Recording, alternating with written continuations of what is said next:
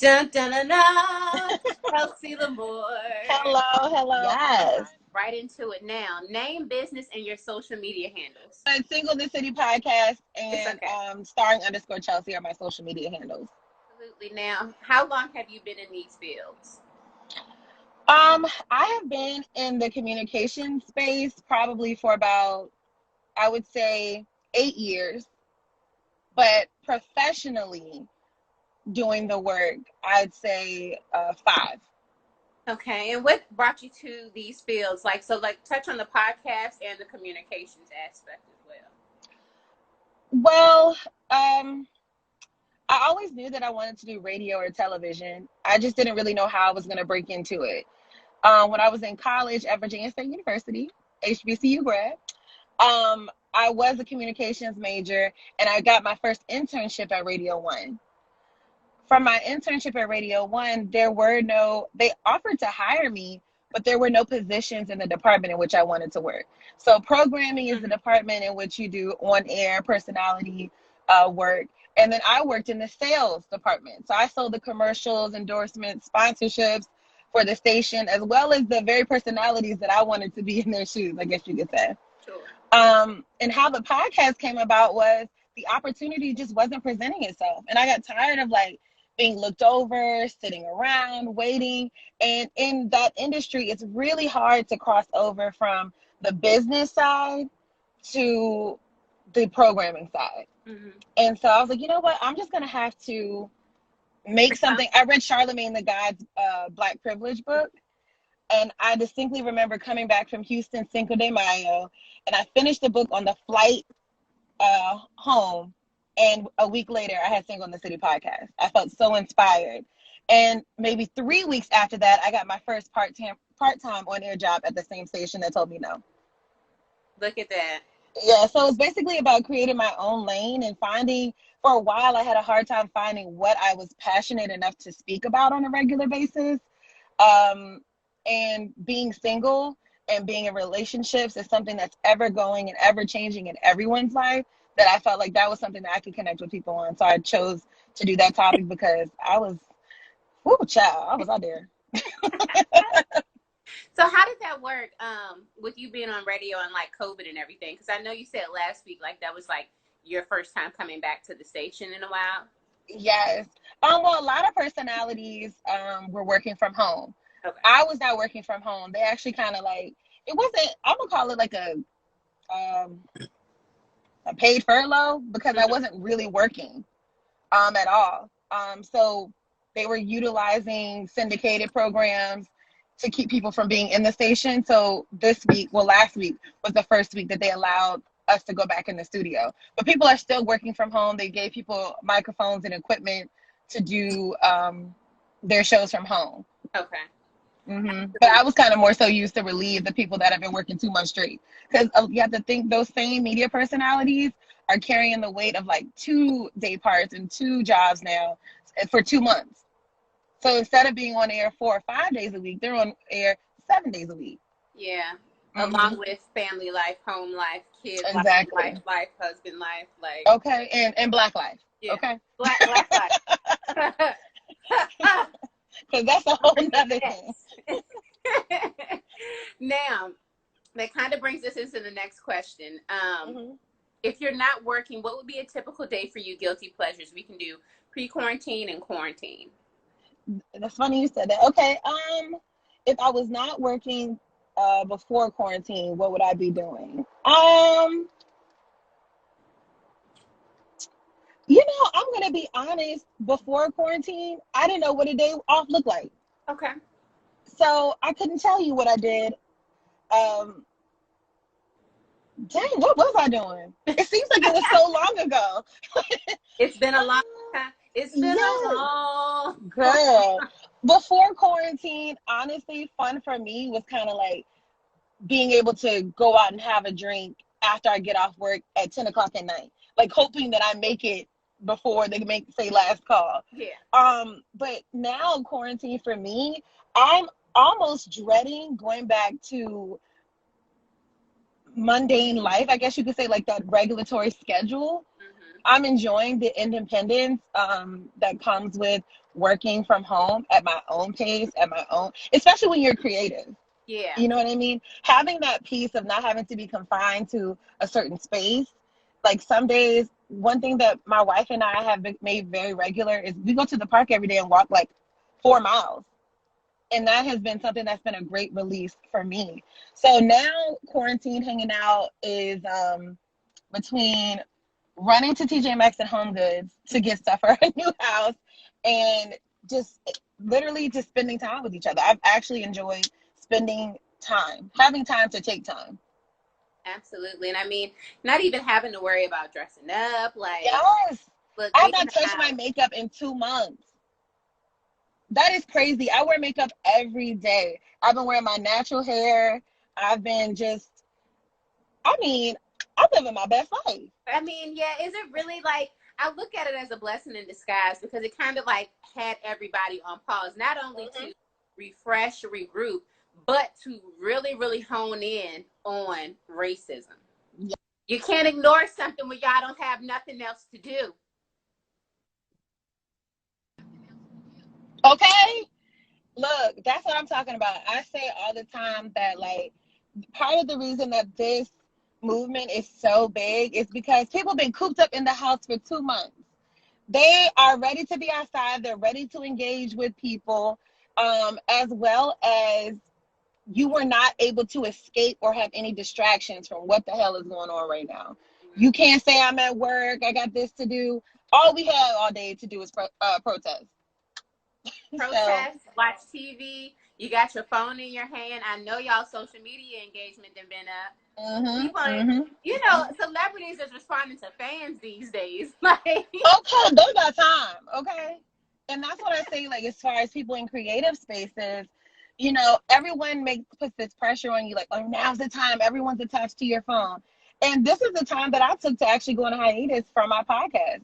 Like, the world, there's so many things, and what I love is I have been enjoying all of the content that's been put out there, these live streams, podcasts, and things like that. Now artists have unlimited availability, but really being able to disconnect for a moment and watch the world going around you instead of constantly having to react to the world around you has been very great, beneficial for my business, I would say.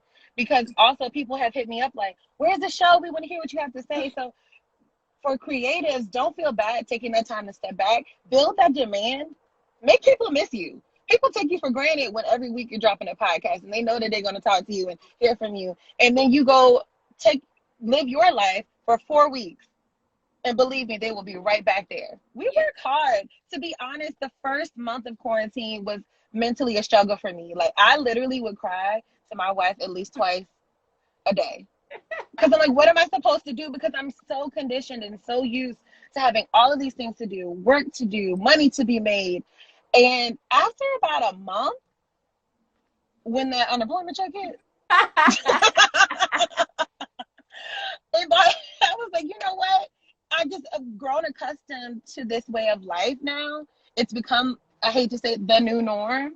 And I have been so productive in so many other facets of my life that I was being distracted by work. I wasn't having time to do.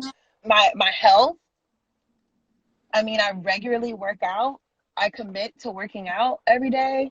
My diet, all of those things have been like spot on since I've had this time to dedicate to myself. Go to our next question. What's your pet peeve? In business? In life? A pet peeve of mine, I would say, I don't like liars. Or better yet, I think that some people have good intentions, and this is personal life as well as business.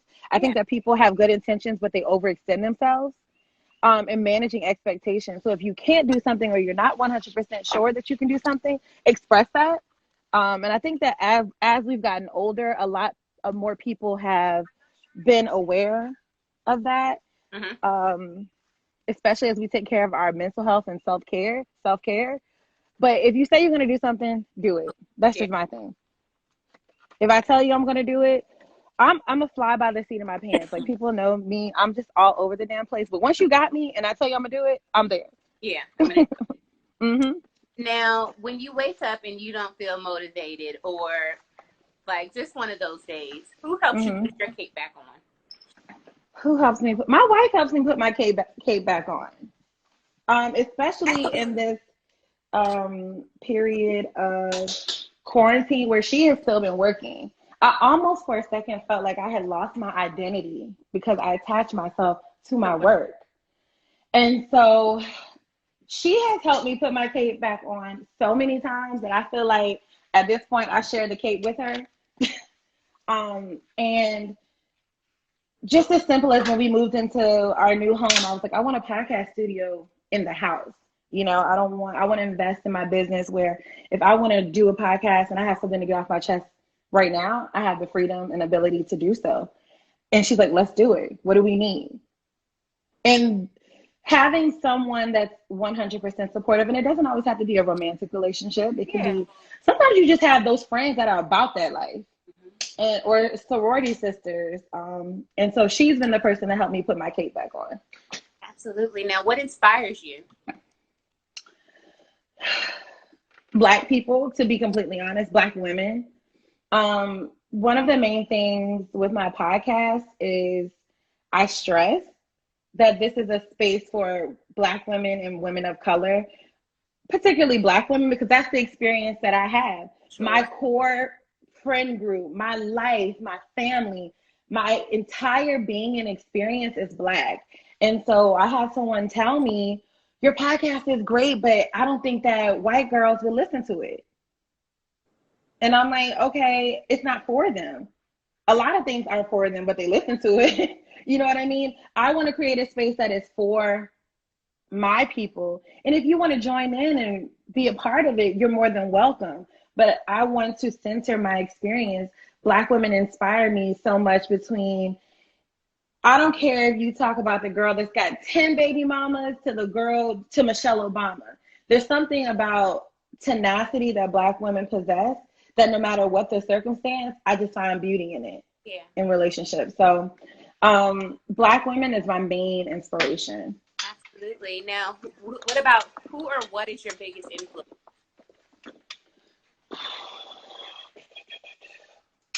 You know, had asked me years ago who my inspiration was, I would have said Oprah. And Oprah is still a big inspiration to me from a business side, what she was able to accomplish. But my biggest inspiration comes from, I don't know, I guess at first it was the money. I'm like, Oprah's doing it, she's making money, and she's acquired this wealth and respect. But more so now, people that inspire me are people that, not to say Oprah doesn't have purpose, but people whose work is driven specifically by a purpose. And there isn't just one person. Some days I'm inspired by Amanda Seales. Other days I want to meet her. I'm constantly inspired by Charlemagne the God, being able to speak his truth no matter what and double down on it. So I would say between Oprah and just everyday heroes, honestly. Absolutely. People that speak truth to power. And it kind of goes into your next question. What's your why? What's your motivating force?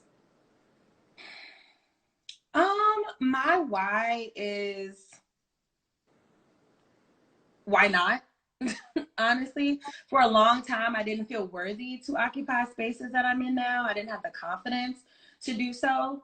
And anytime I feel that feeling come back, I ask myself, why not? Why do I not? I deserve to be here. I work. I'm here for a reason. And so I just challenged my mom always when I was growing up. She challenged us to be critical thinkers. And anytime we didn't understand something, she was like, just always ask why. Why? And so when I think of what is my why, I think, why not go for it? Mm-hmm. I don't have anything to restrict me. If we really think about it, the only thing that restricts us is ourselves. Sometimes we can be our biggest obstacle. And once I removed myself, I couldn't believe how far I went. Yeah. Because we tell ourselves no before we even get a chance. Mm-hmm. My mom was like, don't tell yourself no. Let them tell you no. And then when they tell you no, find a loophole. Keep that door in. But don't we tell ourselves no so soon, so prematurely? We don't even give ourselves a chance. Yeah. So that would be my why. Absolutely. Now, what music is in rotation for you right now? Oh, girl, something ratchet and ghetto is always in rotation. It's weird. I have been in a blend of Snow Allegra. Okay. I've been loving her. And I always love just like the City Girls, Megan Thee Stallion. I mix my ratchet with my ratchet. Mm-hmm. But I will say lately I have been, and people will be surprised because I do a podcast. I don't listen to podcasts that much anymore because when you're working on your own, you don't necessarily, by the time you edit, you don't have the time. Just like, I need to rest. But lately, I have been enjoying podcasts more than music lately. Mm-hmm. I listen to the Breakfast Club podcast every day. I listen to DJ Envy's podcast with his wife. Just to kind of give a perspective of like, I mean, I'm married now, I'm a newlywed, but they've been married like 25 years. Years, they have a family. So just the kind of things they talk about and funny things about their kids. And sometimes it's just refreshing to just, I usually don't listen to news podcasts. I'm like, we get enough news. I need an escape. Mm-hmm. So between Snow Allegra and podcasts and the City Girls, I've been getting in. Now, if you weren't in these fields, what field would that be in? Maybe your dream as a child. When I was a child, I wanted to be a child psychologist. And I remember my mom asking me why, and I was like, because sometimes by the time you're an adult, sometimes it feels like it's too late. Adults don't listen. Children are still impressionable. And then I found out how long I had to go to school. And I was like, oh. This isn't for me. It's not for me. But I wanted to be a child psychologist for a very long time. Up until I got to like high school, I wanted to be a child psychologist. And in high school, I realized that, wow, I love to talk. Mm-hmm. Mm-hmm. And that may not be, the right profession because, psychologists, they listen. Okay, and that's like the contrast. That's the weird contrast. Like, I'm being a professional listener to me now sounds scary. Yeah. I'm like, oh my God. So I wanted to be a child psychologist, and for a brief moment in time, I wanted to be a lawyer. Okay. And when I say brief, I mean blink, it was gone. We have a lawyer on Wednesday. Oh, I'll be tuning in. Mm-hmm. I love the profession. I love the profession, and I like to read, but I like to read at my own time. When I found out how much reading went into being a lawyer, I was like, oh, I can't just talk my way out of this. You should have known communications law. I mean, we all needed to take it. I was in mass time. I was like, I don't even know why I need to take this class. How do I need to remember these cases? I'm going to fail every test. Look, when I found out all the reading that was involved, I said, oh, okay. And my uncle's an attorney. And one day he took me to court with him. And I was like, oh, my God. I'm going to die of boredom. Now, we all have our social media and business handles. But what would your friends say about you that we may not know? That I am very sensitive.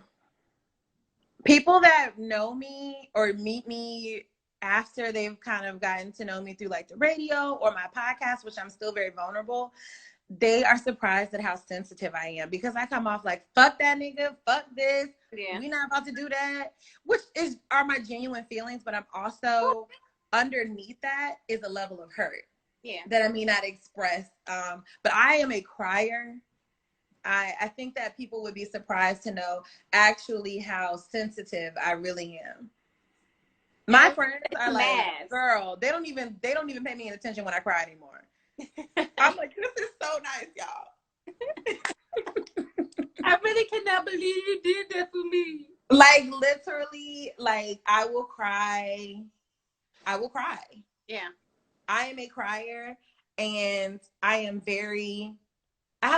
which I'm proud of, I have a very high sense of self-awareness.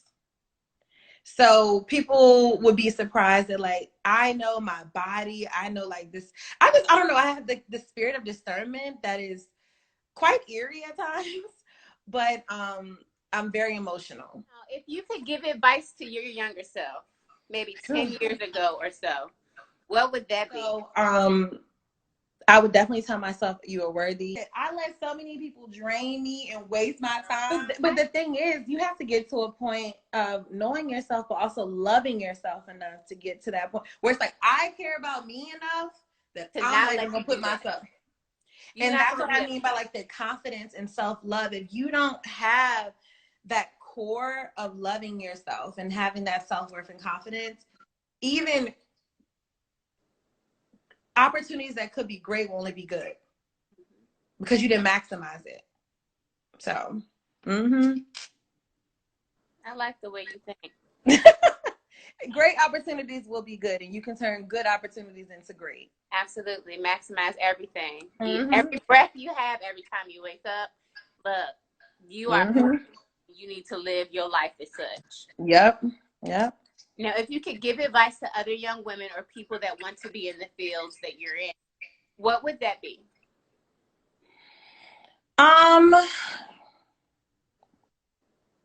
The advice that I would give, especially because the entertainment industry is already fickle.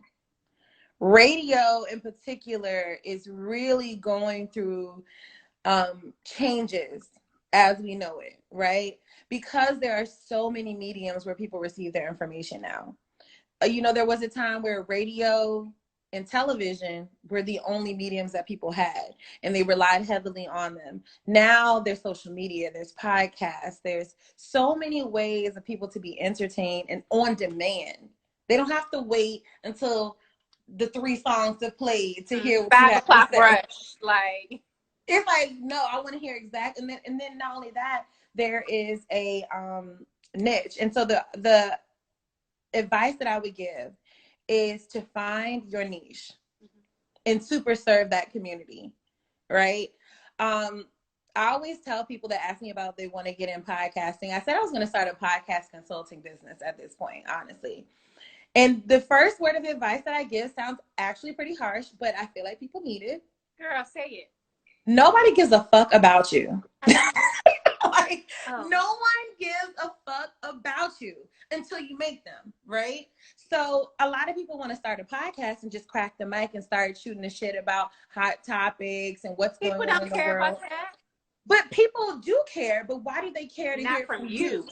Exactly. From you. Well, we can listen to Wendy Williams, Charlamagne the God, people that are familiar to us to convey that same news, right? Because why? We have learned to respect their opinion. So make yourself the authority on something, right? So, for example, when I was telling my wife I was doing this today, I was like, oh yeah, the girl Chelsea I'm doing with, I said she's a real estate and she's really into ownership and helping Black women with ownership and homes and things like that. That is your niche and you are super serving that community. I know if I go to your page, like say if I was like, somebody said I need a realtor that specializes, I'm like, somebody that's young, let me go to Chelsea. I can refer because you have developed that trust with me and with everyone that follows you, that you are the authority on millennial home buying in the Richmond area to me, right?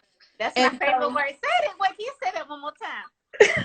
You are the authority on millennial home buying in the Richmond area to me. I'm saying, if I'm looking for someone that is going to be not only that, you have also created a brand that is very approachable. I think sometimes people create that same space or any space and they have good intentions, but they make themselves unapproachable. And you have really done a great job of extending community as part of your business and bringing people along with you. And that's why people are so excited to work with you, because you made us feel like we were a part of your movement all along. Right? And so when you are creating a business, especially if you want to be in communications, the main key is motherfuckers gotta like you. I don't get a job unless somebody likes me. Not based on my qualifications, not based on how many houses I sell. You cannot quantify. It is based upon if someone likes you. So the advice that I would give is, if you are thinking to start a podcast, think of what your interests are. Something that you could talk about day and night, that you are excited about every day, that you can become the authority on, and that people look to you. They want to know, even no matter what's going on in the world, as far as even we'll say civil justice right now. People want to know what I think, or well, I'm going to say quarantine. People want to hear from me because I represent the people that are at home by themselves. I'm married now, but I have friends. I have guests on the show. They want to be a part of a family, right? So be the authority and create your own opportunities. And but in this industry now, the way that it's set up, they will come and get you.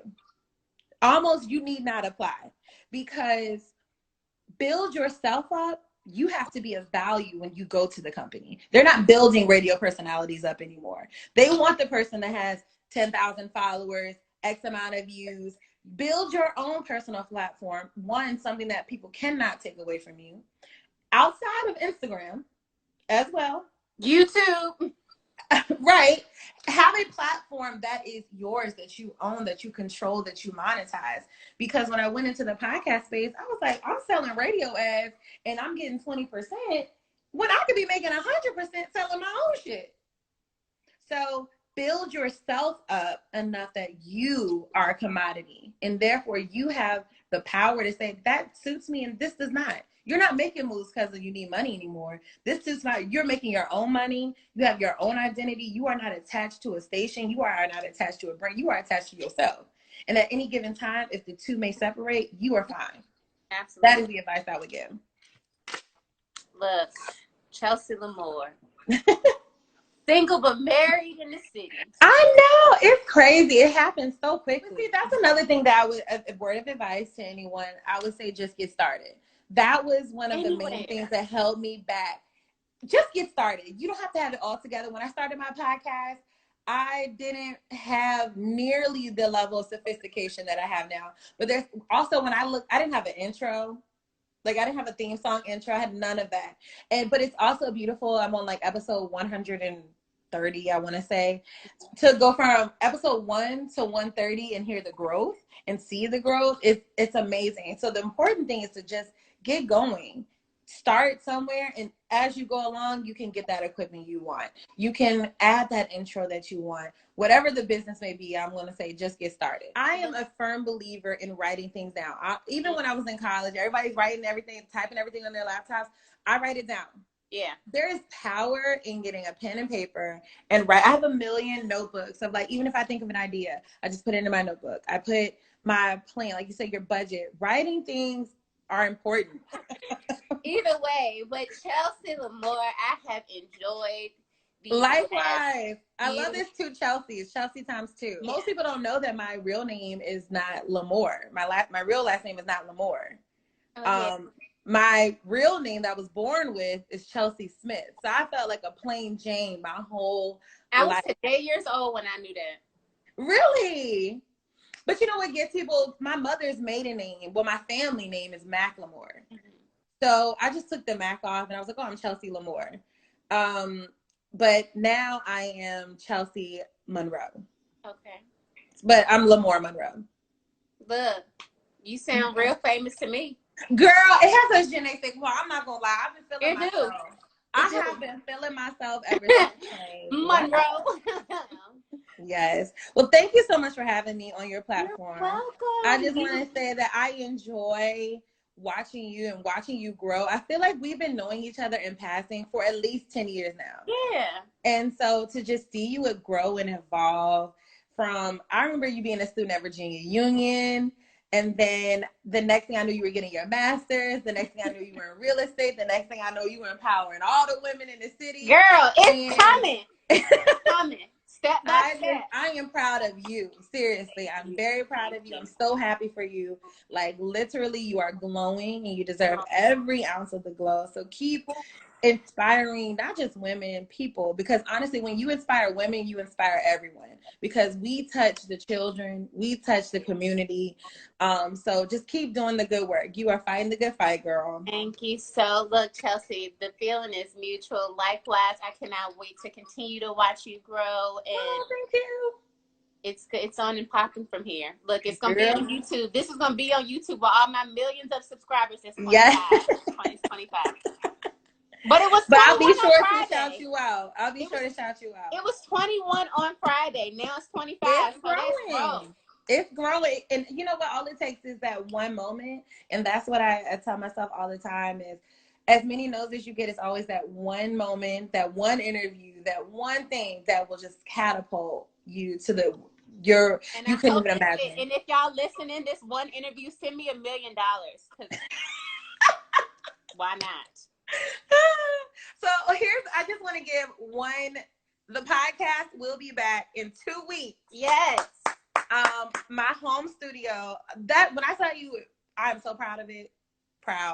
Because it's my way of feeling ownership. It's yours. I own my podcast and I own the name, it's copyrighted, but it's something about being able to control your creativity. I don't have to wait for nobody to open a studio for me. I don't have to pay anybody to open a studio for me.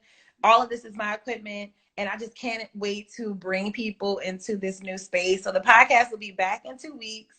I'm really excited. I would love to have you as a guest. Oh, yes. If you don't want to leave the house, we can Zoom you in, we can call you in, or you can come on out to the studio, or whenever you drop the mixtape, as I call the people's babies now, but you got to drop that mixtape. This mixtape. I would love to have you. Oh, I would love that. Well, yes, just let me know when you're up and running. We can schedule it. I'll come over here. Ooh, girl. You know what? Matter of fact, I want you to do it after the baby comes because I need us to have a cocktail. Oh. So matter of fact, we just gonna make sure we gonna put you on the books for after we drop the baby. Because we got a cocktail needs to be involved. You deserve. Yeah, I'm here. So you can get the full Single in the City experience, honey.